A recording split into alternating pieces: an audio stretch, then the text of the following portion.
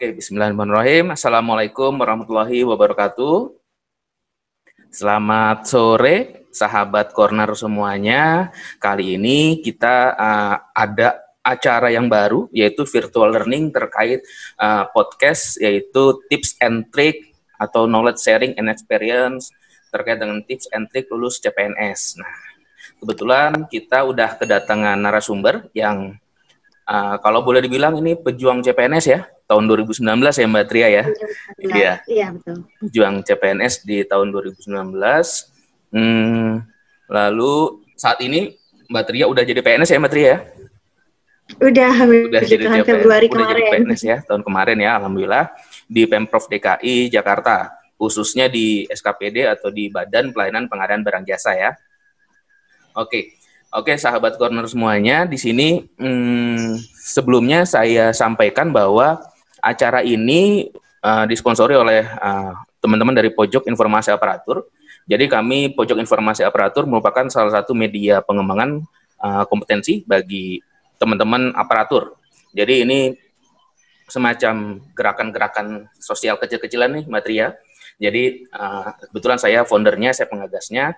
Jadi diharapkan dengan adanya podcast ini, teman-teman yang pejuang-pejuang CPNS mungkin yang baru sekali ikut ujian CPNS atau 2 kali, 3 kali, bahkan di pendaftaran saya lihat ada yang sudah lebih dari 3 kali ikut CPNS, belum lulus nih. Nah, mudah-mudahan nanti dengan adanya Mbak Tria dan nanti ada beberapa sesi lagi, teman-teman yang lain bisa menambah pengetahuan, sharing pengalaman untuk teman-teman para pejuang CPNS, yang dimana nanti diharapkan teman-teman pejuang CPNS bisa lulus lah ya, mudah-mudahan nih.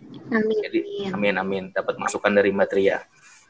Seperti itu. Jadi di sini kegiatannya free, semuanya tidak berbayar dan tidak dipungut biaya apapun, seperti itu.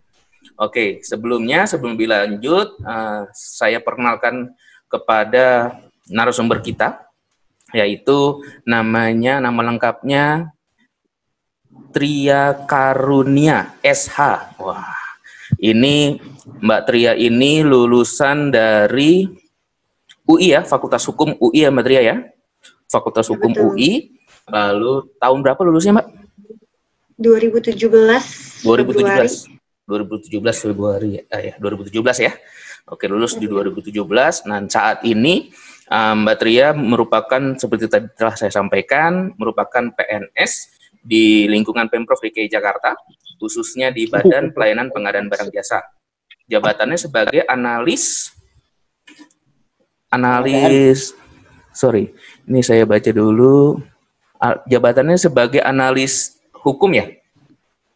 Analis hukum ya, tapi kalau karena udah PNS jadi penempatannya jadinya analis penanganan permasalahan hukum. Oh, analis penanganan permasalahan hukum. Oh, kalau waktu daftar analis hukum kalau nggak salah ya, biasanya. Nah, formasinya analis hukum, betul. Nah, nanti ini juga teman-teman yang pejuang-pejuang CPNS jangan kaget nih. Biasanya pada saat kita daftar jabatannya A, tapi pada saat penempatan itu bisa berbeda jabatannya, seperti itu. Jangan kaget dan jangan panik. Kenapa? Karena itu memang keadaan di instansi-instansi pemerintah seperti itu. Sama seperti saya dulu melamar jabatannya sebagai penata laporan keuangan. Tetapi pada saat penempatan saya diduduki sebagai staf di pelayanan publik, seperti itu. Jadi memang agak-agak berbeda, tapi nggak masalah. Seperti itu. Oke, selanjutnya mungkin ada yang disampaikan dulu nih Mbak Tria sebelum dimulai langsung saya tanya jawab. Paling cuman mau sharing sedikit aja sih, kalau misalnya ini juga bukan ketika masuk 2019 kemarin juga bukan kali pertama aku langsung lulus juga. Udah pertama kali ikut tuh 2017. Nah, terus kemudian gagal, ikut lagi di 2018 dan akhirnya diterima 2019. Jadi jangan patah semangat kalau ini udah ikut yang ke berapa kali. Oke, berarti Mbak Tria juga udah 2 kali ikut ya? Yang kedua lulus betul. Ya? Alhamdulillah. Iya, betul. Jadi jangan patah semangat, terus coba selama masih memenuhi syarat ya. Iya. Betul. Oke, Bapak Ibu sekalian, sebelum dimulai lebih lanjut, saya coba bacakan tata cara atau tata tertibnya dari kegiatan virtual learning ini. Yang pertama diharapkan teman-teman peserta dalam melaksanakan atau keikutsertaan dalam virtual learning ini dapat memute speakernya. Jadi nanti hanya saya sebagai host dan Mbak Tria sebagai narasumber yang selama virtual learning ini akan berbicara. Namun jangan khawatir, nanti pada saat sesi tanya jawab juga diberikan kesempatan teman-teman peserta dari Zoom meeting ini untuk berbicara. Adapun nanti pertanyaannya bisa dikirim melalui chat, fitur chat, ataupun nanti saya yang pilih terkait dengan pertanyaan-pertanyaannya. Oke, nah jadi ada pensusunan acaranya. Nantinya setelah ini saya akan langsung coba bertanya kepada Mbak Tria nih terkait dengan hal-hal yang mungkin terkait dengan tips and tricks lulus CPNS. Selanjutnya nanti baru teman-teman peserta dari Zoom meeting ini dapat melakukan tanya jawab seperti itu. Oke. Gimana? Oke, kita mulai ya, Mbak Tria ya. Sebelumnya Mbak Tria ini kalau saya lihat di CV-nya masih muda ya, kelahiran 95 ya? Iya, betul. Oke, masuk berarti kuliahnya 2013. 2013 ya? Iya, 2000 berapa? Kuliah.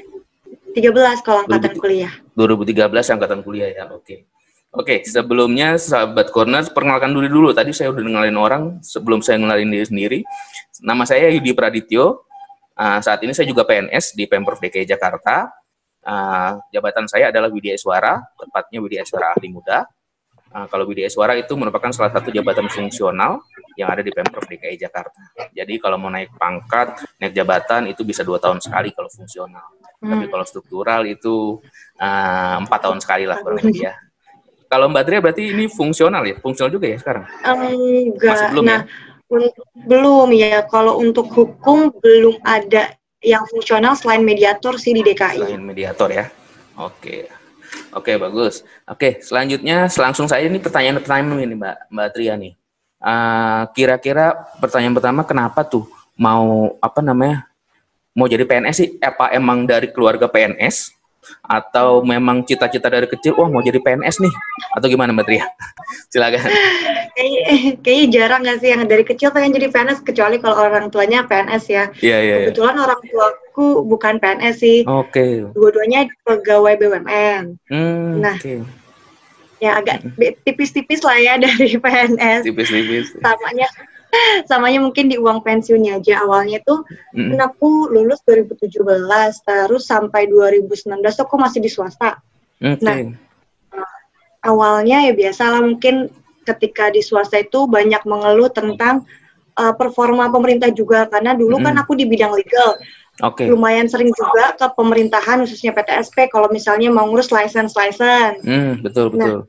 Nah, itu tuh mulai ada kayak keluhan-keluhan, kok kayak gini sih pemerintah, dan akhirnya aku mikir, kalau aku cuma ngeluh dan nggak bisa ngasih lebih, jadi kan nggak ada gunanya ya. Jadi betul.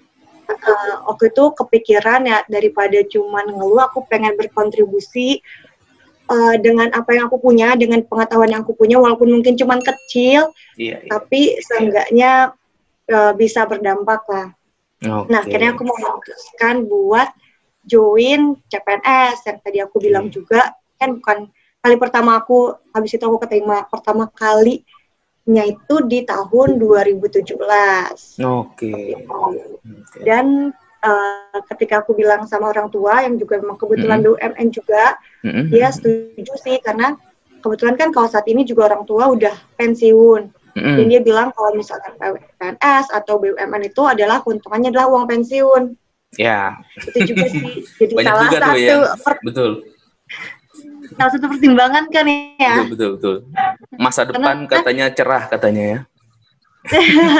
Karena dapat uang pensiun katanya seperti itu. Oke, silakan lanjut. Karena apalagi kan orang tua udah pensiun, ngerasa banget kalau misalnya usia produktif itu emang cuma berhenti di 55 sampai 60 tahun lah. Betul. Maksimal. Habis itu kan udah susah lagi untuk bekerja dengan tenaga ya, paling investasi, tapi kan itu juga maksudnya ya bukan hal yang pasti ya. Sama investasi kan ada untung rugi tuh. Iya. Tapi kan kalau uang pensiun itu hal yang pasti. Iya, betul. Uang pensiun pasti tiap bulan dapat ya. Nah, pasti tiap bulan dapat. Jadi kayak ini suatu jangka panjang juga nih. Jadi akhirnya aku mutusin untuk ikut coba-coba CPNS gitu. Oke, berarti ini yang diterima di Pemprov DKI ini yang kedua kan ya? Iya, betul, yang kedua. Yang pertama daftar di mana sebelumnya? Yang pertama aku daftar di Kemenkeu. Waktu itu formasinya analis hukum juga, cuman emang waktu itu kan itu kalau nggak salah 2017 itu baru-baru aku lulus, baru masuk kerja juga di swasta. Teman-teman pada ikut Kemenkeu juga yang teman-teman kuliahku. Nah aku waktu itu emang nggak kurang persiapan sih, bukan. Ya maksudnya dikit banget lah aku tahu tentang PNS. Aku cuman kayak orang-orang ikut, ayo kita ikut juga gitu kan. Jadi kayak ikut-ikutan ya? Awalnya ikut-ikutan? Ikut-ikutan. Iya, awalnya ikut-ikutan. Yeah. Nah, terus udah gitu, cuman milih, kan kalau Kemenkeu kan banyak tuh formasinya. Bisa puluhan, bahkan ratusan setiap formasi. Karena memang penempatannya kan seluruh Indonesia tuh. Yeah. Nah, cuman kemana aku lihat yang sekiranya instansinya adanya cuma di Jakarta aja gitu. Aku ikutlah analis hukum Kemenkeu. Habis itu aku cuma lulus sampai di SKD kalau nggak salah. Setelah SKD itu ada psikotes. Nah aku nggak lulus di psikotes ini. Karena waktu itu aku menyadari sih kalau misalnya aku emang nggak persiapan. Harusnya kan kalau psikotes itu isi semua. Nah alokasi waktuku juga belum baik. Belajarnya juga belum maksimal kayak gitu sih. Gitu. Berarti di tes pertama menyadari ya bahwa memang kurang persiapan gitu ya? Oke, ya, lalu diperbaiki di tes kedua yang daftar notabene di Pemprov DKI Jakarta ya, yang memang milihnya memang pengennya di Jakarta, nggak keluar kota gitu ya. Oke, dan alhamdulillah mungkin dengan persiapan, kira-kira yang dipersiapin apa aja nih, Mbak Tria waktu mau tes yang kedua nih? Nah, karena belajar dari pengalaman juga kan kemarin itu kurang belajar dan juga kurang pakai strategi untuk alokasi waktu, jadi itu sih yang aku lebih persiapkan. Nah, dan juga dari pemilihan formasinya juga aku persiapkan. Kalau kemarin kan hanya milih, yaudah yang penting formasinya banyak, padahal sebenarnya formasi banyak itu berbanding lurus juga dengan pesaing yang banyak. Betul. Nah, jadi aku mulai lebih bijaksana untuk memilih kira-kira formasi apa nih yang cocok. Nah, jadi waktu itu di tahun kedua aku ikut, itu tuh kalau nggak salah websitenya udah menyediakan informasi berapa banyak sih orang yang apply. Betul. Saat itu. Jadi aku memang udah sign up dari awal-awal, cuman untuk milih formasinya tuh di akhir-akhir ketika orang udah apply beberapa. Jadi aku udah bisa baca situasi nih, kira-kira kalau apply ke sini saingannya berapa, apply ke sini saingannya berapa. Nah, di analis hukum itu di Pemprov DKI itu kalau nggak salah ada Biro Hukum, PTSP sama BPPBJ dinasnya. Nah, Biro Hukum itu cuma satu formasinya. Terus habis itu PTSP juga cuma satu. Dan yang agak banyak BPBJ. BPBJ itu 6, tapi 3 kumlot, 3 umum. Jadi kan lumayan banyak tuh. Jadi bisa napas ya? Bisa napas. Karena ada 3 orang. Iya. Nah, ini Mbak Tria daftarnya dari umum atau dari kumlot? Nah, aku kebetulan kemarin puji Tuhannya kan dari kampus kumlot. Cuman aku bingung juga awalnya, karena kalau misalnya aku ikut jalur kumlot, aku takutnya emang orangnya pinter-pinter banget juga kan saingannya. Saingan lebih nilai berat takutnya ya. Iya, tapi kalau yang umum emang lebih banyak peminatnya. Waktu itu pelamarnya. Nah, jadi akhirnya aku memutuskan, yaudahlah mending aku yang pelamarnya dikit aja, yang kumlot aja. Dan kebetulan pas waktu kumlot itu kan TKP-nya nggak dihitung ya. Yang dihitung itu cuman TIU, intelijensi umum. Dan pas waktu tahun aku kan emang TKP-nya agak zonk tuh, banyak banget yang nggak lulus TKP kan. Betul. Jadi kayak laki juga sih untuk akhirnya milih kumlot gitu. Rezeki ya, alhamdulillah ya. Rezeki banget, karena sebenarnya kalau dihitung dari TKP tuh nggak nyampe, cuman karena kumlot nggak dihitung TKP-nya, jadi ya masih bisa masuk formasi. Berarti kalau daftarnya, berarti strategi juga tadi seperti Mbak Tria sampaikan ya, strategi pinter-pinteran milih formasi, misalkan dia kumlot, mau kumlot atau umum, nah itu pinter-pinteran milih formasi juga ya. Nah berarti setelah itu lulus, lalu apalagi tuh kalau udah lulus SKD tuh kemarin? Udah lulus SKD kan, kalau SKD kan aku kemarin belajarnya dari buku-buku tuh kan. Kalau SKD banyak buku-buku di Gramedia, udah banyak juga TO-TO-nya di website. Cuman kalau SKB kan agak lebih jarang ya, karena lebih spesifik. SKB, betul. Ya, nah kemarin itu akhirnya aku buka-buka kisi-kisi dari BKN walaupun juga emang nggak gitu spesifik kan. Akhirnya aku tanya-tanya juga tuh sama beberapa pejuang CPNS di tahun sebelumnya yang di analis hukum juga walaupun di Kemenkeu karena kan kalau Pemprov DKI bukannya 4 tahun sekali kan ya, terakhir kali buka kan itu 2014-2015 kan ya. Iya, 2016, 15 ya kan ya. Nah, baru buka lagi 2019, 2020, 2018, 2019 kan ya. Saya tuh nanya-nanya sama yang di Kemenkeu juga, teman-teman aku yang udah bulan terima di PNS juga yang analis hukum, terus juga join di grup-grup pejuang CPNS kan kayak di Telegram tuh banyak tuh yang suka share-share soal, share-share pengalaman sebelum-sebelumnya kan ada juga yang udah ikut berkali-kali yang udah ikut sampai SKB, sharing-sharing soal kan. Nah, kalau analis hukum tuh kebetulan lumayan general. Jadi kan kalau hukum itu sebenarnya kalau di Pemprov DKI selain analis hukum ada juga analis kepegawaian ya. Tapi yang bidang pengendalian kalau nggak salah di BKD. Nah, kalau yang analis hukum itu kebetulan soal-soalnya mungkin kalau ada yang hukum juga itu soal-soalnya lebih ke kayak pengantar hukum Indonesia.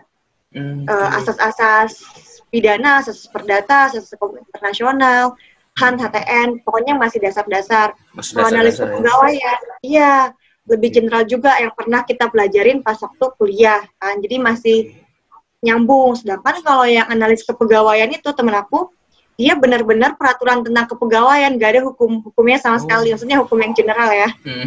Benar-benar dia nanya, kalau misalnya di hukum disiplin tuh gimana, yang kayak gitu, yang lebih praktikal sih. Oke. Berarti intinya jadi, sih harus banyak nanya ya, banyak nanya dan banyak-banyak ya itu ikut-ikut gabung grup atau mungkin nanya ke sharing-sharing kayak acara-acara kayak gini mungkin itu ya. Nah, terus kalau Mbak Tria sendiri di berarti ikut-ikut grup kayak tadi ya, ikut-ikut grup Telegram dan lain sebagainya ya. Oke. Walaupun awalnya kayak agak takut gitu, cuman SPSD aja kan demi kepentingan Betul. Karena diri sendiri. Ya itu tadi saya baru upload di Instagram, yaitu kalau mau lulus ya harus ada mimpi dulu, ada usaha, kerja keras, insya Allah sukses nanti. Seperti itu. Ya, benar. Oke, menarik sekali. Berarti di kedua kali nyoba langsung alhamdulillah lulus ya. Oke, dari SKB, nah itu ada proses lagi nggak kalau di kemarin? Kalau Pemprov DKI dan Pemprov lainnya itu nggak, setelah SKB cukup sampai situ aja sih, habis itu langsung pemberkasan. Cuman setelah SKB itu untuk yang cum laude dia ada pemeriksaan akreditasi lagi.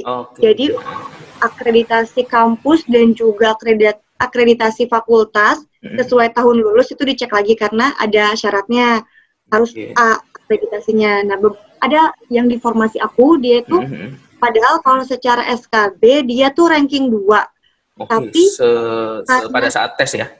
Pada saat tes dia ranking 2 karena walaupun SKB-nya kecil tapi SKD-nya tuh tinggi banget kemarin. Dia itu peringkat 2 tapi kemudian pas waktu proses pengecekan akreditasi dia gugur karena akreditasi dia itu sayang banget. Kasian juga kalau dia udah sempet tumpengan kan. Itu dia. Karena udah yakin lulus kan, udah ranking 2 masalahnya. Ranking 2 itu dia. Iya. Nah, terus udah gitu ternyata akreditasi dia pas tahun dia lulus itu bukan A, tapi B. Jadi dia tuh salah masukin akreditasi, yang dia masukin adalah akreditasi saat ini. Padahal yang diminta adalah akreditasi tahun dia lulus, kayak gitu sih, administrasi kayak gitu yang harus dicek lagi. Oh, berarti selain strategi juga harus benar-benar nih administrasinya ya. Jadi jangan betul, karena ada beberapa juga yang selain cek akreditasi itu beberapa jurusan yang nggak sesuai syarat. Itu ada juga yang tetap maju sampai SKB, lulus sampai SKB, tapi habis itu digugurkan kalau nggak salah yang lingkungan ya kalau nggak salah tuh apa ya kemarin tuh jurusannya mintanya ilmu lingkungan, tapi habis itu dia kompetensi dia tuh teknik lingkungan kalau nggak salah ya. Nah, akhirnya digugurkan juga kemarin. Sayang bener ya. Mungkin dia kalau benar-benar cek administrasinya dan daftar tempat lain mungkin aja bisa diterima sebetulnya ya, atau jabatan yang lain. Ya, betul. Iya betul, sayang banget. Jadi jangan memaksakan kalau emang syaratnya bukan itu, jangan dipaksain. Karena sayang juga waktunya, tenaganya, kayak gitu ya. Oke, Iya oke. betul. Oke, bagus banget nih. Oke, nah selanjutnya nih, pada saat ngerjain soal SKD, itu nilainya kan lumayan ya, walaupun ada yang jatuh di apa tuh, yang tadi tuh. Nah itu caranya gimana tuh? Tipsnya pada saat ngerjain soal SKD ataupun SKB deh. Misalkan dari waktu, misalkan dari waktu kan ada waktunya juga ya. Nah itu tipsnya gimana tuh, Mbak?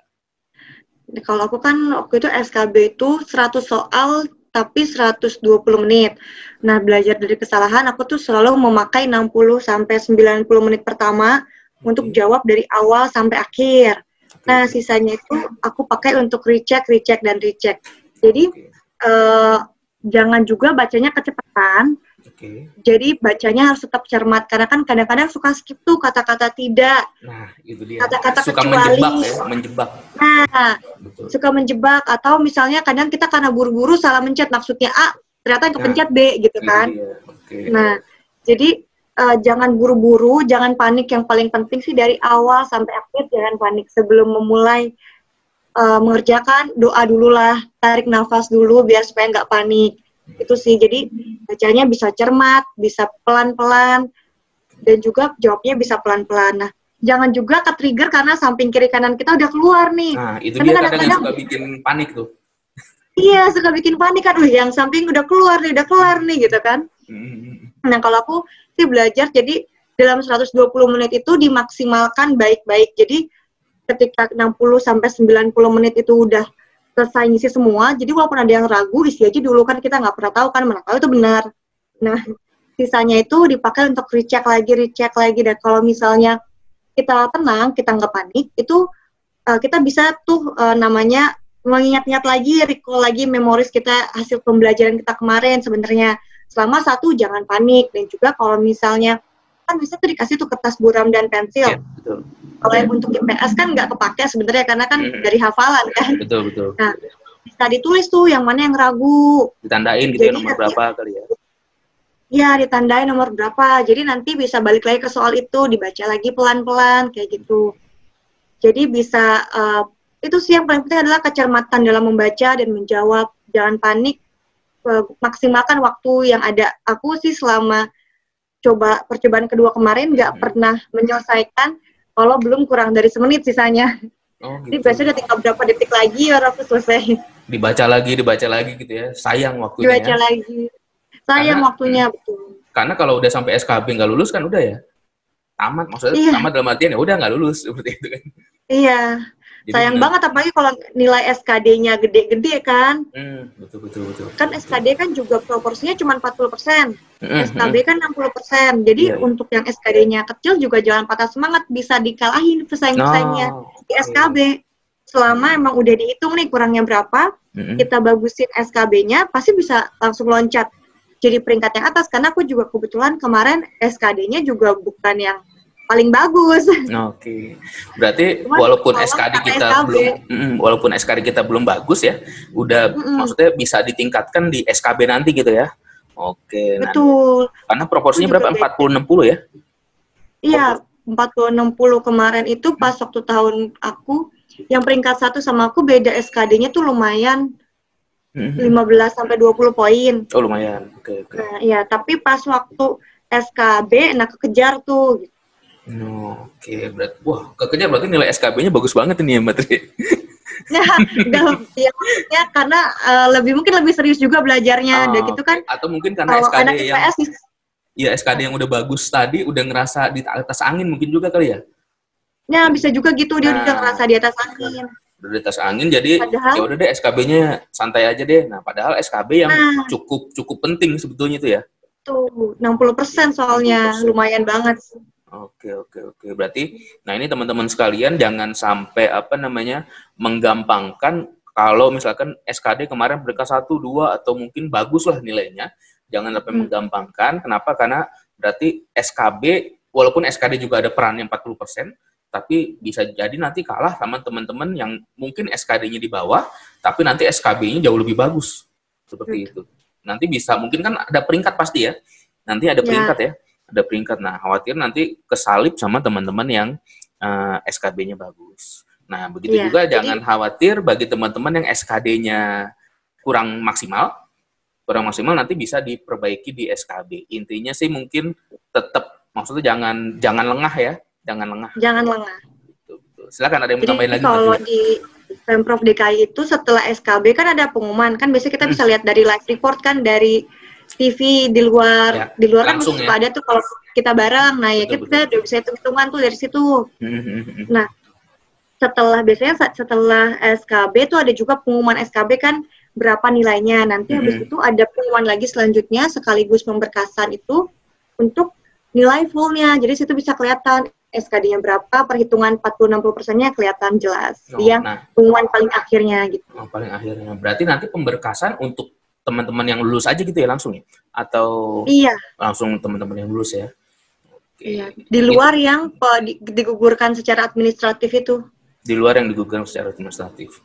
Oke. Nah, itu biasanya waktu dari selesai SKB, waktu kemarin tuh keluar selesai SKB sampai dengan pengumuman pemberkasan itu berapa lama tuh? Ingat nggak? Ya? Kira-kira. Kemarin kalau nggak salah aku itu dapat jadwal SKB Desember atau akhir November, aku lupa akhir November atau awal Desember. Nah, pengumumannya itu akhir Januari. Oke, berarti sekitar sebulan 2 bulan ya? Iya, sebulan 2 bulan. Tapi itu dari pengumuman ke pemberkasan itu lumayan mepet waktunya. Jadi buat teman-teman yang legalisir gitu lumayan mepet sih. Jadi apalagi kalau kampusnya di luar kota ya. Nah, iya. Itu takes time. Kalau misalnya kan kemarin kan kalau kita upload hanya butuh legalisiran yang kopian. Karena kan diminta yang ada aslinya. Nah, itu jadi lumayan tricky sih kemarin aku soalnya pengumuman pemberkasan hari Sabtu ke Jumat, itu pemberkasannya beneran tuh hari Senin atau Selasa. Jadi waktu untuk ke kampus kan juga mepet banget tuh. Iya. Sebenarnya. Kalau dalam kota, masuk satu kota sih masih enak ya. Kalau udah keluar kota agak susah. Iya, kemarin aku masih enak di Depok, ada yang di Jogja, di Jawa Tengah, itu gimana? Kampusnya kalau lagi buka lagi di sana. Nah, kalau lagi buka, kalau lagi COVID gini kan bingung juga. Nah, itu dia makanya. Oke, nah berarti nanti kalau kayak gitu bisa nggak nih kira-kira misalkan udah selesai SKB, nilai kita kira-kira bagus. Wah, sambil jaga-jaga legalisir dulu deh, istilahnya udah kepedean dulu deh. Boleh aja kali ya. Boleh lah dibanding. Toh kan kalau jangan juga sih amit-amit juga ya kalau misalnya nggak dapet kan itu juga penting sebenarnya untuk kita kan legalisiran itu. Berarti boleh, atau kalau lagi senggang misalkan dia siapin dari sekarang gitu, udah pede-pede aja gitu. Kenapa? Karena harus optimis. Kalau saya harus optimis ya. Iya betul. Karena semuanya muncul dari mimpi. Betul dari mimpi, usaha, kerja keras. Yang penting, insya Allah sukses ya nantinya. Jangan malu ikut-ikut forum kayak gini. Yang penting jangan sampai, kadang kan suka banyak yang memanfaatkan ya. Maksud memanfaatkan dalam artian mau nipu kanan kiri lah, seperti itulah. Nah, ini tetap waspada juga kalau ikut forum seperti ini, tetap waspada. Yang penting ambil ilmunya lah, seperti itu. Oke, nah selanjutnya nih Mbak Tria, kalau udah waktu itu berarti kan pemberkasan sekitar bulan Januari ya, Ya. Lalu masuk CPNS-nya mulai masuk kerja itu kapan tuh? Ingat gak? Lumayan lama sih itu, dari Januari, beneran masuk CPNS-nya itu Mei 2019. Memang biasanya lama tuh, nunggu NIP biasanya. Ya. Nah ya biasanya kan April atau Oktober tuh kan. Kadang kita nunggu NIP dulu tuh. Nunggu NIP, betul. Nah, nunggu NIP itu kan kalau nggak April, Oktober. Dan pas aku tuh kebetulan NIP-nya tuh sebenarnya Maret. Nah, cuman baru diumumin dan harus masuknya tuh Mei. Jadi agak tricky juga kalau yang masih kerja, harus resign itu jangan sampai kelamaan juga. Karena kan gak enak juga tuh nganggur. Jadi ini pemasukan lagi kan. Iya, jadi mendingan resignnya nanti dulu aja sampai bener-bener pasti masuknya kapan. Karena ada beberapa yang udah resign dari Januari, sedangkan masuknya baru Mei, kan sayang banget tuh. Potensial income Februari, Maret, April. Gitu, iya. Jadi dari pemberkasan memang agak lama biasanya ya. Betul. Pengalaman saya juga waktu saya sekitar bulan November pemberkasan, baru masuk juga bulan Mei kalau saya. di 2010 tuh. 2010 saya bulan Mei baru masuk. Jadi pemberkasan bulan Desember lah kurang lebih. Nah itu jadi memang kalau saya nggak salah inget deh. Jadi memang agak lama. Jadi teman-teman nanti bagi yang udah lulus SKB atau udah ikut pemberkasan, jangan itu tadi, kalau memang memungkinkan jangan resign dulu. Khawatirnya nanti ada 3-4 bulan istilahnya nggak ada, nganggur lah istilahnya, atau mungkin ada juga yang mau siapin dulu deh, beli bajunya, beli apanya. Ya bebas lah, itu pilihan, tapi kalau memang masih memungkinkan ya jangan dulu lah seperti itu. Kenapa? Karena mungkin tenaganya masih diperlukan di tempat yang lama seperti itu. Sambil nunggu, biasanya sih kalau saya sih dari mulai pengumuman suruh masuk itu seminggu 2 minggu kali ya, kalau nggak salah ya. Enggak sih, kalau kemarin aku mepet banget sih, kayak cuma beda berapa hari gitu. Oke, berarti nah itu khawatir juga nanti ada perusahaan yang mungkin nggak bisa cepet, harus resign, ada yang sebulan sebelumnya. Nah, mungkin cari-cari info lah ya, seperti itu. Iya, pakai feeling. Nah itu dia. Sebenarnya sih ya kayak feeling sama nanya-nanya yang sebelumnya sih, karena kan kalau sama kementerian beda. Kementerian itu masuknya bisa Januari, Februari, nggak beda banget sama Pemprov DKI. Pemprov DKI mah kebanyakan masuknya Mei, setelah aku tanya-tanya dari yang angkatan-angkatan sebelumnya. Betul. Kalau di kementerian itu Januari pengumuman, Januari masuk gitu. Jadi jangan disamain sama yang kementerian juga. Iya. Berarti berarti kalau memang memungkinkan, tanya juga dengan senior-senior di Pemda atau di kementeriannya tersebut gitu ya. Kalau memang memungkinkan, tanya aja nih, biasanya dari tahun sebelumnya masuknya kapan, seperti itu ya. Oke, bagus. Nah, ini saya sedikit flashback nih, terkait dengan pada saat ujian SKB kemarin, kan Mbak Tria daftarnya di pelayanan pengadaan barang jasa ya? Walaupun jabatannya analis hukum nih. Nah, itu waktu ujian kemarin ada materi-materi tentang pengadaan barang jasa nggak? Nggak ada sama sekali sih. Oke. Kalau untuk... Aku sih sempat prepare juga untuk PBJ-nya, baca-baca perpres, walaupun kayak ini apaan gitu kan, nggak ngerti. Cuma ternyata nggak ada sama sekali pas di ujiannya. Cuman aku inget tuh ada beberapa soal kayak tentang Jakartanya tuh ada, kalau nggak salah kecamatan ini adanya di Jakarta mana tuh ada, tapi cuma 1-2 soal juga sih, nggak banyak. Oke.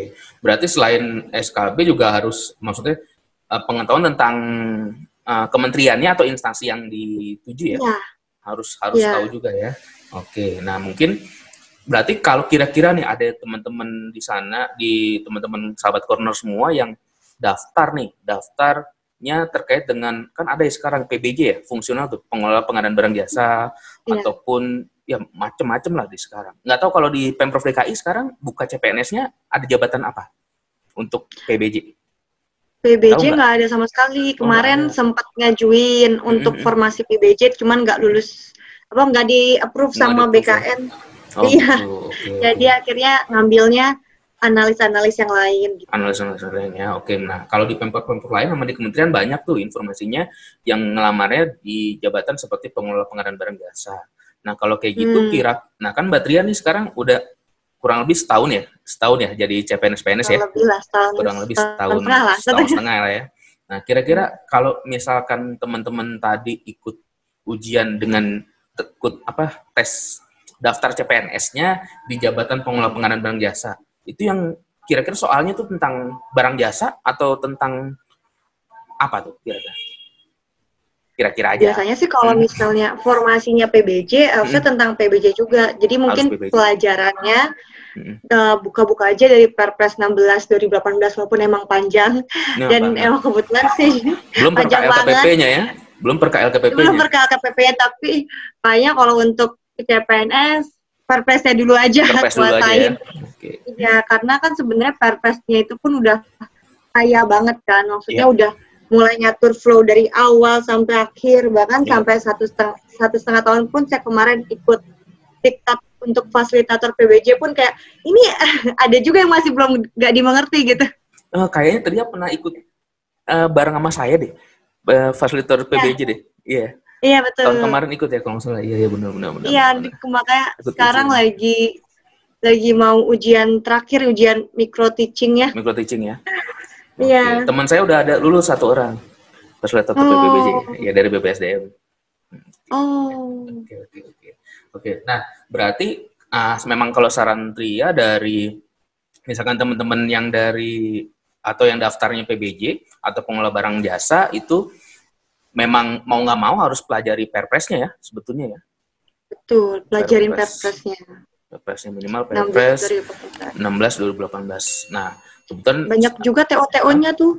Ya, banyak online. Juga TO-TO-nya. Betul. TO online-nya kalau mau betul. coba. Di pojok informasi juga ada TO online-nya, ada 3 soal. 3 jenis, 3 soal lah. Berarti 90 kali 3, 270 lah. Gitu. Oke. Nah, jadi kalau untuk teman-teman nih semuanya yang memang daftarnya terkait dengan pengadaan barang jasa, memang sarannya harus kalau memang memungkinkan, yaitu mau nggak mau pasti terkait dengan pengadaan barang jasa. Lihatnya di mana ya? Di Perpres tentang pengadaan barang jasa. Nah, kalau mau baca perkanya, kalau sempat ya silahkan ya. Tapi mungkin diutamakan Perpresnya lah ya. Perpresnya. Yeah. Nah, karena ya itu dia. Kalau berarti Mbak Tria udah setelah masuk di BPBJ nggak otomatis dapat sertifikat keahlian tingkat dasar ya untuk yang cuman kalau misalnya bedanya CPNS DKI sama CPNS Kementerian itu, kalau di DKI latsarnya itu termasuk latsar diklat PBJ gitu. Ya, jadi nanti di akhir latsar ada 2 hari, dua atau 3 hari deh, 2 hari belajar, 1 hari ujian, itu khusus untuk PBJ gitu. Jadi jangan disia-siakan. Betul. Di Pemprov DKI memang seperti itu. Jadi selama diket latsar ditambahin dengan 2 atau 3 hari untuk pelatihan terkait dengan PBJ seperti itu. Jadi teman-teman yang baru-baru kan masih fresh nih biasanya ya. Yang baru-baru masuk tuh masih fresh, masih enak tuh baca Perpres yang banyak halamannya. Banyak halamannya. Jadi nggak bisa habis ini halamannya. Nggak bisa habis itu. Nah pas ujian nanti insya Allah banyak yang lulus seperti itu. Oke, nah sekarang berarti tugas pokok fungsinya sesuai dengan jabatan yang dipilih nggak? Enggak ya?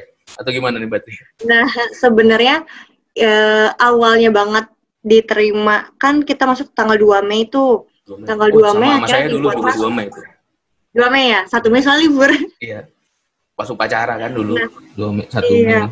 Masuk. Harus upacara dulu tuh. Iya, betul. Pakai baju korp di awal masuk. Iya, betul. Awal masuk, enggak, kemarin enggak boleh. Kemarin hitam putih dulu seminggu. Kalau saya korp. Iya. Nah, jadi tuh tergantung instansi juga. Ada beberapa instansi 1 minggu hitam putih. Ada yang kayak Bapeda itu dia 1 bulan hitam putih, beda-beda.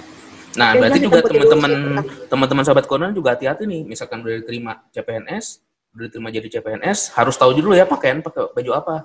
Jangan udah kepedean pakai misalkan di Pemprov DKI udah pakai baju coklat. Nanti tanya-tanya dulu nih. Oke, silakan. Instansinya gimana? Masing-masing instansi beda-beda soalnya ya. Betul. Nah, itu pas waktu masuk dapat SK penempatan.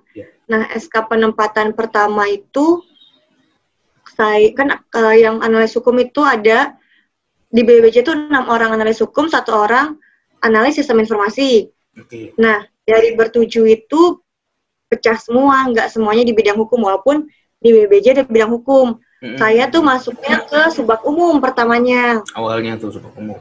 Iya, awalnya masuk ke subak umum. Awalnya bingung juga sih kenapa masuk di subak umum gitu kan. Cuman ya udah mulai belajar beradaptasi dulu aja. Betul. Belajar beradaptasi. Terus habis itu mulai diajakin ikut-ikut rapat tuh. Awalnya bingung nih ngomongin apa kan. Nah, sampai akhirnya ada pengangkatan PNS itu di bulan Februari kan ya, CPNS kan 2019, latsar Agustus kalau nggak salah. Itu beda-beda tuh latsarnya, aku kebetulan dapat Agustus. Lulus latsar, habis itu pengangkatan PNS di Februari. Di Februari ini dapat SK baru lagi, SK penempatan baru lagi. Itu sebelum COVID ya? Tapi ini nggak. Alhamdulillah ya? sebelum COVID ya. Alhamdulillah sebelum COVID. Jadi ada upacaranya, masih bisa upacara waktu itu. Oh iya.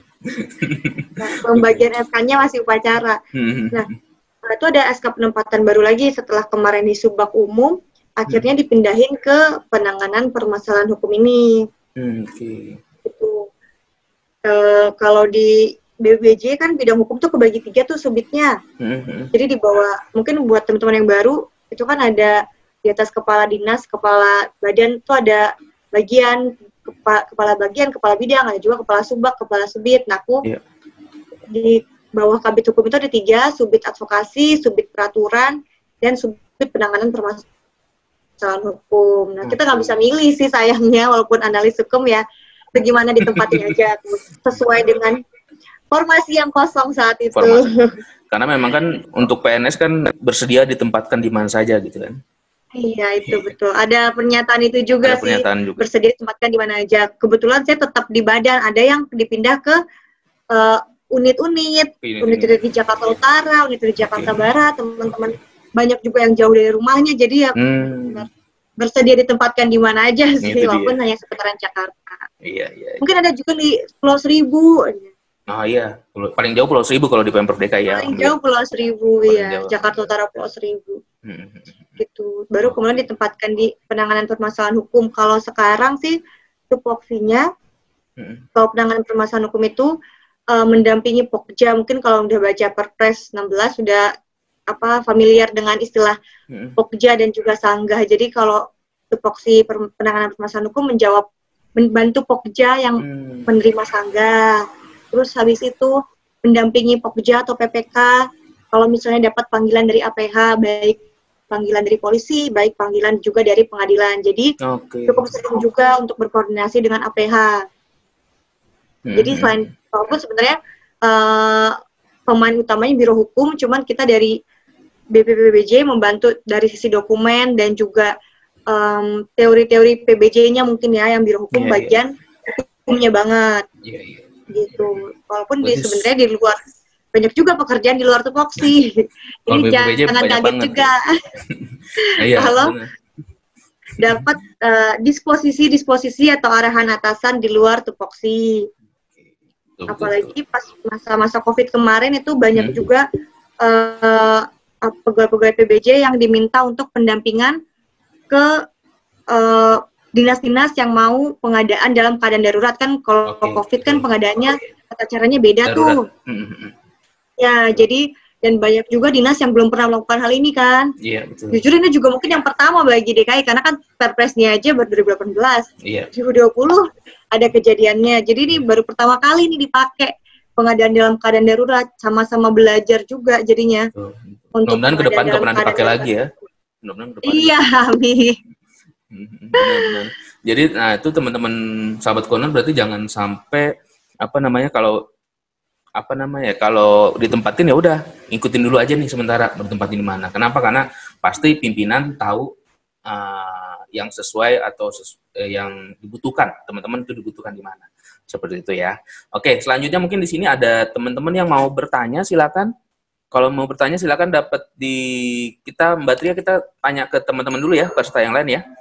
Silakan teman-teman peserta Zoom meeting, kalau ada yang bertanya. Nah, ini dari Laksamana nih Mbak Tria nih. Untuk penelaah kebijakan pengadaan barang jasa di DKI, baiknya fokus di mana ya Kak materinya? Terkait dengan kebijakan barang jasa. Penelaah kebijakan barang jasa. Silakan Mbak Tria. Tahu nggak nih kira-kira nih? Kalau kebijakan pastinya balik ke Perpres sih. Jadi mungkin kalau kebijakan itu bukan lebih ke flow pemilihannya, tapi lebih ke pengaturannya. Jadi kalau misalnya ke ruang lingkupnya mungkin ya. Jadi kalau misalnya APBD itu pakainya peraturan yang seperti apa, tapi kalau misalnya non APBD kayak misalnya BLUT itu kebijakannya seperti apa, atau mungkin ada BUMD itu seperti apa, itu kan agak-agak tricky juga tuh, maksudnya sekali baca di Perpres belum tentu gitu kan ya. Betul. Apalagi ya saya sepakat banget tuh kalau soal-soal PBJ itu sangat-sangat menurut saya sangat-sangat mengecoh. Saya ikut ujian fasilitator tuh bolak-balik nilai 2, paling mentok saya 222. Kenapa? Karena itu tadi soalnya mengecoh luar biasa ngecoh kalau menurut saya. Jadi benar kata Mbak Tria tadi, hati-hati baca soalnya. Hati-hati baca soal. Kenapa? Karena itu banyak kata-kata mungkin tidak nyelip, ada kata tidak tapi nyelip di belakang atau gimana. Ya. Ada kecuali. Nah itu. Nah itu benar-benar harus hati-hati. Iya, silakan. Istilah-istilahnya juga jangan sampai salah ya. Karena ada beberapa istilah yang memang dipakainya gitu. Jangan diganti kata-katanya. Oh, betul. Jadi kan kadang-kadang kita ingat intinya aja, tapi sebenarnya itu adalah istilah. Jadi diingatnya sebagai suatu kesatuan gitu, jangan cuma pecahan-pecahannya juga. Oke, istilah-istilah. Oke, terus kira-kira apa lagi tuh? Kalau tentang penilaian kebijakan, mungkin itu sih lebih intinya sih mungkin di Perpres kali ya, intinya di Perpres, cuman jangan cuman jangan fokus ke proses pemilihannya, mungkin lebih fokus ke ruang lingkup pengaturannya, kayak misalnya secara umum besarnya kali ya, makronya. Secara umum ya, secara makronya gimana sih? Terus mungkin mendalami juga tentang kebijakan prinsip etika yang kesannya sepele tapi sebenarnya enggak gitu. Tujuan PBJ. Iya, tujuan sama kebijakan. Nah, itu kadang suka kebalik-balik. Ya, nah, kebalik-balik. Apa sih hubungannya tujuan sama kebijakan PBJ? Kalau misalnya tujuannya ini, kebijakannya seperti apa? Kayak gitu.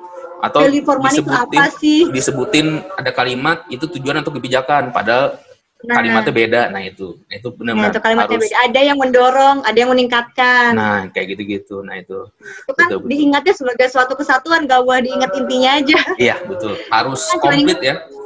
Harus komplit. Diingatnya kadang cuma UMKM, tapi UMKM apa nih? Meningkatkan peran UMKM atau memberikan akses untuk UMKM yang mana? Betul. Nah itu harus satu kesatuan. Padahal beda. Jangan separuh-separuh intinya gitu ya. Jangan separuh-separuh, betul. Oke, terima kasih. Nah ini selanjutnya ada pertanyaan kedua dari Mas Tribudi. Ambil di Pemprov DKI juga nih. Pemprov DKI dengan formasi penyusunan rencana kebutuhan Sarpras S1 Manajemen dengan lokasi di Kelurahan Romangun, Jakarta Timur. Saya mau tanya terkait dengan formasi saya ke pengadaan atau gimana ya, soalnya saya cari-cari materi masih belum dapat. Terima kasih. Kalau kebutuhan formasinya penyusunan rencana kebutuhan sarana prasarana, kayaknya sih lebih ke barang milik daerah ya sebetulnya ya. Jadi aset ya? Iya, lebih ke aset sebetulnya. Jadi memang ini coba saya jawab sedikit ya Mbak Tria ya. Jadi karena memang kalau Sarpras itu kan lebih terkait dengan aset. Jadi kalau menurut saya sih lebih banyak pelajari tentang Permendagri ataupun Permendagri 19 2016 itu terkait dengan pengelolaan barang milik daerah. Nah, di sana lengkap tuh, mulai dari awal perencanaan sampai dengan terakhir pelaporan terkait dengan Sarpras, terkait dengan aset. Tapi nggak ada salahnya sih kalau mau baca-baca dengan barang jasa, tapi mungkin khawatirnya juga nggak keluar. Tapi ya, kalau emang mau nambah-nambah pengetahuan sih nggak masalah. Kalau menurut saya seperti itu. Tapi kalau dari nomenklatur formasinya, sepertinya sih lebih ke aset seperti itu. Mungkin ada tanggapan dari Mbak Tria? Silakan. Ya setuju sih, mungkin lebih ke BMD, kalaupun BMD barang milik daerah, kalaupun misalnya mau belajar tentang pengadaan boleh, tapi mungkin kalau Sarpras lebih pengadaan konstruksi kali ya. Soalnya betul sepakat. Kalau Sarpras sih kebanyakan, kalau ini Sarpras yang di Disdik ya, itu kebanyakan sih konsultasi ke WBJ kalau mereka mau renovasi sekolah biasanya. Jadi terkait konstruksi sih kebanyakan. Nah betul, jadi kalau mau baca di Perpres tentang barang jasa terkait dengan konstruksi juga, kenapa? Karena itu terkait dengan Sarprasnya ya. Sarpras, atau mungkin bisa di prinsip, di etika itu juga bisa mungkin di Sarpras terkait dengan itu. Oke, terima kasih Mbak Tria. Ini selanjutnya ada Hotbe Hasugian. Terima kasih atas penyelenggaranya acara ini. Saya mau tanya, yang pertama, selain Perpres 16, adakah materi lain? Lalu misalnya ini ada Permen PAN 77 2012 nih Mbak Tria. Jadi saya tamatan teknik elektro, kira-kira adakah saran materi? Jadi ada, mungkin kemarin waktu ikut ujian Mbak Tria baca Permen PAN 77 2012 nggak ya? Tentang tugas pokok fungsi jabatan di instansi pemerintah kalau nggak salah. Sempat baca atau enggak? Enggak masuk sih itu. Enggak masuk ya. Jadi setahu saya di Permen PAN 77 itu tentang isinya tuh tentang tupoksi. Jadi tugas-tugas jabatan-jabatan yang ada di instansi-instansi. Jadi jabatan fungsional pengelola pengadaan barang jasa. Nah, di Permen PAN 77 itu isinya tentang tugas jabatan pengelola di pengadaan barang jasa. Nah, kalau memang di Permen PAN 77 itu, jadi kalau nggak salah di setiap instansi sekarang dikasih clue nih Mbak. Untuk mengelola PBJ itu dibaca di Permen 77 itu tugas fungsinya apa. Nah, saran saya memang kalau udah ada clue seperti itu, nah teman-teman yang daftar PBJ, yaitu ikutin clue itu. Jadi baca Perpres. Kalau untuk pengadaan barang jasa sih nggak ada yang lain selain Perpres dan Perka LKPP ya Mbak Madria? Ya, Perka LKPP benar. Sebenarnya paling gampang nyarinya buka aja JDIH LKPP per tahun 2018 ya. Jadi jangan baca juga yang udah outdate. Iya, betul. Baca yang 2018 ke atas, setelah turunan-turunan dari Perpres 16 2018 lah pokoknya. Jadi kalau di bagian pertimbangan itu dia menimbangnya Perpres 16 itu dibaca aja per lem atau perka-perkanya gitu. Tapi yang terutama sih Perpres ya. Perpresnya, terutama Perpresnya, karena sebenarnya per lem atau perka tuh hanya turunan teknis kan ya? Yang lebih detailnya, lebih teknis detail, banget. Lebih teknis seperti itu. Iya, lebih teknis. Jadi kalau untuk ujian kayaknya kurang belum juga kali sih. Ya untuk yang belum kali untuk ya, fasilitator, untuk fasilitator mungkin ke arah sana seperti itu ya. Iya. Oke. Nah, kalau mungkin lain selain Perpres, mungkin kalau ada yang seneng, baca Perpres pusing, baca juga ada bahan tayang dari Perpres, kan LKPP nyiapin tuh kalau nggak salah. Ada nyiapin. Iya, LKPP ada. Yang resmi dari LKPP silakan. Tapi kalau emang mau plek baca di Perpres, saran saya sih Perpres. Jadi urut dari mulai awal pasal 1 sampai pasal terakhir itu jelas seperti itu. Oke, mungkin ada juga gimana? Silakan. Dibanding baca PowerPoint-nya LKPP, sebenarnya lebih enak baca Perpres karena lebih ngurut sih. Nah, baca dari awal sampai akhir, jadi juga bisa narik benang merahnya di mana. Iya. Kalau baca di bahan tayangnya atau PowerPoint-nya kan itu ketika kita udah baca Perpres baru nyambung, tapi kalau langsung ke bahan tayang agak bingung juga kalau nggak dijelasin. Betul. Kalau mau enak lagi nih, kalau saya punya saran, dulu sempat saya praktekkan. Jadi kita baca Perpres, lalu kita buat rangkuman sendiri, dalam tanda kutip ya, rangkuman ya. Kita buat rangkuman sendiri, misalkan kita bikin kayak flowchart. Flowchart itu gimana sih alurnya? Nah, itu nanti kita jadi punya pola pikir sendiri yang nantinya mungkin kita bakal, mungkin nanti ke depan kita bisa, udah di luar kepala nih Perpres, mungkin seperti itu lah, kurang lebih. Jadi, kalau saran saya mungkin sama Mbak Tria sama, ya itu baca Perpresnya benar. Walaupun mungkin kalau untuk tambahan bisa PowerPoint-nya, tapi utamanya baca Perpres, lalu baru ke PowerPoint. Biar nyambung, khawatir kalau langsung PowerPoint nggak nyambung, seperti itu ya. Oke, betul. Selanjutnya nih, ada dari Cynthia. Mbak Triani, ada dari Cynthia. Selamat sore Kak, bisa tolong jelaskan tentang negosiasi pengadaan barang jasa pemerintah sama pengawasan tentang swakelolanya Kak. Wah, ini langsung teknis banget nih. Langsung teknis banget. Oke, ini mungkin pertanyaan terakhir ya. Pertanyaan terakhir dari Cynthia karena waktunya udah mau sholat maghrib. Silakan Mbak Tria. Kalau emang bisa dijelaskan silakan, nggak apa-apa. Ya, kalau untuk negosiasi ini ada 2 negosiasi di PBJ. Ada negosiasi harga, ada negosiasi teknis. Nah, kalau untuk negosiasi teknis dan harga tuh biasanya adanya di penunjukan langsung. Ini kita kalau misalnya nggak on the same page, kabarin ya Mbak Cynthia. Ini kayaknya saya kebacanya mungkin maksudnya ke penunjukan langsung. Kalau misalnya negosiasi teknis, itu yang dipastikan adalah penyedianya paham kalau dari AK kita, itu dia teknisnya ngerti nggak sih yang kita mau tuh apa. Itu kalau negosiasi teknis. Tapi kalau negosiasi harga, yang dinego adalah harganya. Jadi kalau bisa diturunkan, tapi juga jangan sampai menurunkan kualitas. Itu sih. Dengan kalau negosiasi itu kuncinya adalah, ini sebenarnya teknis banget sih. Kalau negosiasi itu kuncinya adalah, kalau misalnya penunjukan langsung kan biasanya kenapa dilakukan penunjukan langsung itu karena penyedianya cuma satu nih yang mampu. Ada syarat-syaratnya ya, penunjukan langsung tuh ya? Iya, betul ada syaratnya. Kalau memang nggak ada bandingan harganya, tapi kita tetap pengen nego, kan kita juga kadang takut menimbulkan pemborosan keuangan negara ya. Betul, betul. Ini harga yang dia tawarin, sebenarnya bisa kurang lagi nggak sih? Tapi kalau kurang, sekurang apa supaya tidak menurun kualitas, kan? Betul. Itu selain bisa survei pasar, tapi kalau nggak ada penyedianya, mungkin kita bisa cek-cek di kontrak yang sejenisnya, seperti itu sih. Oh gitu, oke. Berarti intinya sih, kalau negosiasi itu sebetulnya untuk mendapatkan yang terbaik ya. Yang terbaik benar-benar sesuai dengan administrasi, benar-benar sesuai dengan spek, dan segala macam lah ya. Karena kan kita pengadaan barang jasa pemerintah itu menggunakan uang rakyat katanya ya. Makanya kan harus benar-benar sesuai dengan ketentuan, sesuai dengan syarat yang telah ditetapkan di awal seperti itu. Oke, terima kasih harus Mbak. Hati-hati, harus hati-hati, betul.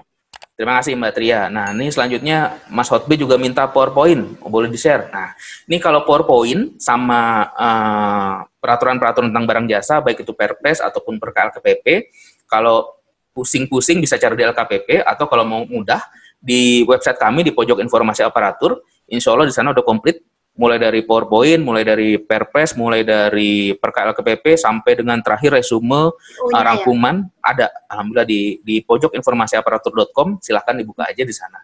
Di sana juga ada tryout online untuk pengadaan barang jasa. Ada 3 soal, masing-masing soal 90 soal, dan itu sifatnya online, teman-teman bisa akses anytime. Dan nilainya langsung masuk ke email, dan ada pembahasannya juga. Jadi misalkan soalnya yang salah, yang jawabannya benar B ada di pasal berapa, nah itu langsung dibahas, insya Allah seperti itu. Jadi nggak usah ragu, gratis, semuanya gratis zaman sekarang ya. Oke, selanjutnya bahas tentang swakelola dong Mas. Oh ini terakhir deh, saya bilang terakhir terus ya nih. Seruan. Swakelola apanya dulu nih? Kalau swakelola kan ada 4 tipe tuh. 4 tipe, betul, 1, 2, 3, 4. Ya. Bedanya apa tuh? Intinya aja deh yang mudah. Bedanya ya, intinya aja yang garis besarnya kan, kalau sebenarnya kenapa ada swakelola, karena sebenarnya pengadaan itu prinsipnya kalau bisa dilakukan sendiri, tapi kalau nggak bisa baru kasih ke penyedia, seperti itu. Jadi itulah kenapa ada swakelola. Nah, kalau untuk swakelola tipe 1 itu dilakukan di dinas sendiri. Jadi misalnya kayak penyelenggaraan diklat, itu kan BPSDM sendiri yang menyelenggarakan tuh tipe 1. Dari mulai persiapan, pelaksana sampai ke pengawas itu dinas sendiri, instansi sendiri. Kalau tipe 2 dikasih ke instansi lain nih untuk pelaksananya aja, tapi persiapan dan pengawasnya tetap di yang punya anggaran. Betul. Terus habis itu kalau tipe 3 itu ke organisasi masyarakat. Organisasi masyarakat misalnya ada lembaga, banyak sih organisasi masyarakat, misalnya ormas-ormas, bisa IDI, Ikatan Dokter Indonesia, atau pokoknya yang berbadan hukum lah. Betul. Yang punya anggaran dasar dan pengesahan badan hukum. Nah, itu dia sama persiapan dan pengawasannya masih oleh pengguna anggaran, tetapi pelaksananya oleh organisasi masyarakat.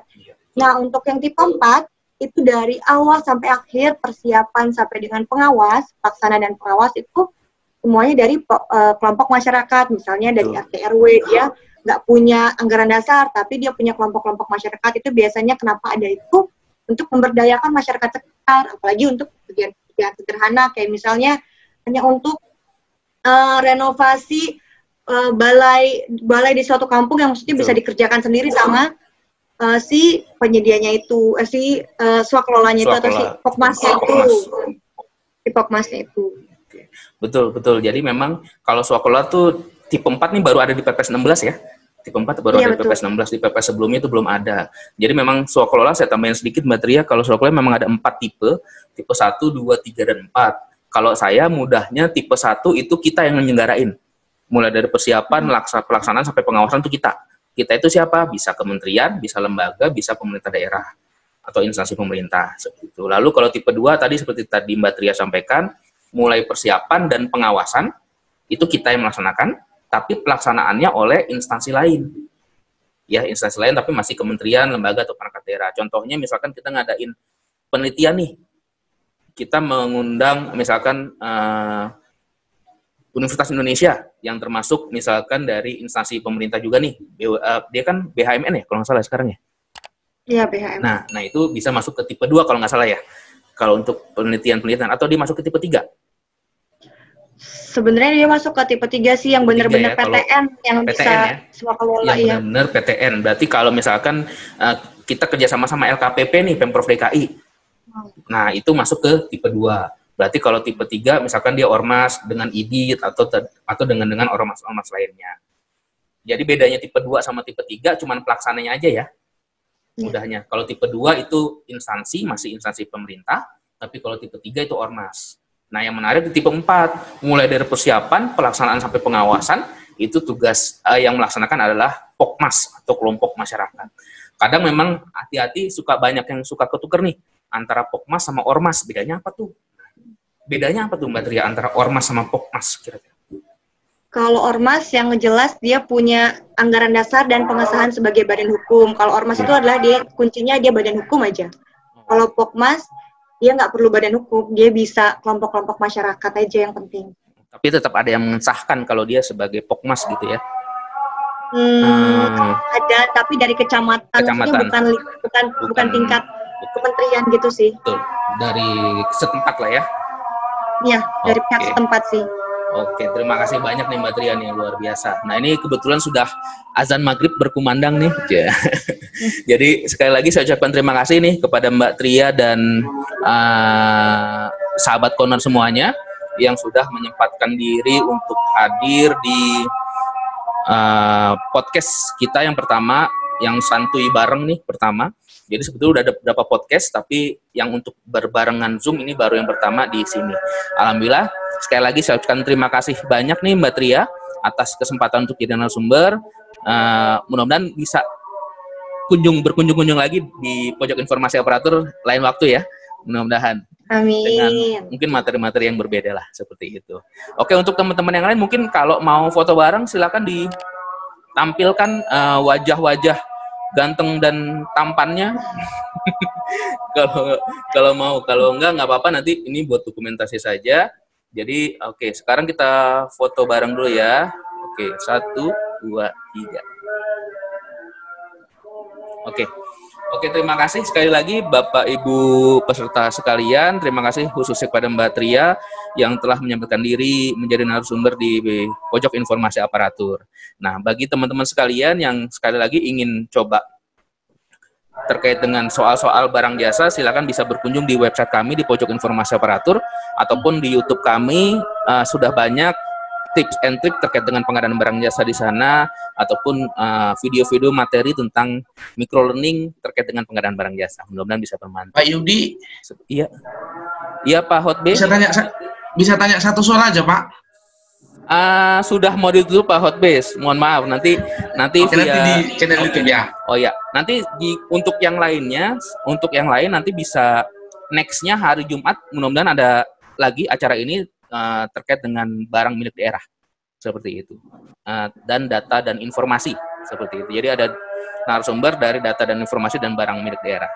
Oke, sekali lagi terima kasih Mbak Tria dan Bapak Ibu, rekan-rekan sahabat Corner semuanya. Mohon maaf apabila dalam penyampaian terdapat kesalahan, tentang indikasi pribadi, apabila ada kebenaran dari Allah Subhanahu wa taala. Sekali lagi terima kasih Mbak Tria, semoga berkah ilmunya. Assalamualaikum warahmatullahi wabarakatuh. Selamat sore Mbak Tria.